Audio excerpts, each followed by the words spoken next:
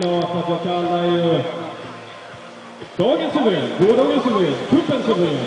Det är ingen mindre. Högst upp på pallen, var det centimeter, Åsa Erlandsson!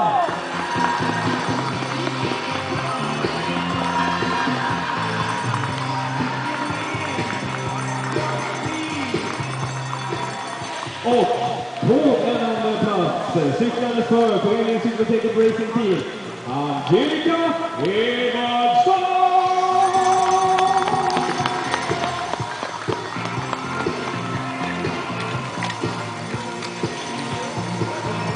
På en tredje plats från Falu cykelklubb, Portugal, Lisa Ström!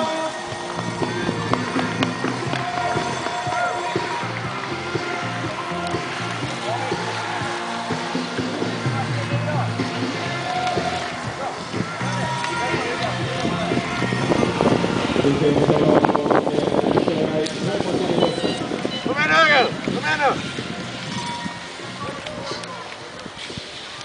Liten paus och låter man ska se vad vi kan leverera för musik till den här sändningen.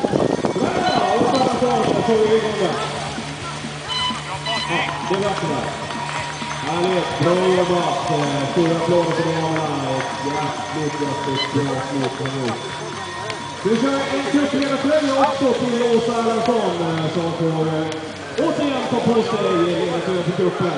Men för ut med alla ledare för gruppen och Magnus som går ut på ett i ledningen i herrarnas prestiglopp. Just nu Ludvig Söderqvist på en annan plats medan Åsa kämpar på med tröjan. På tredje plats på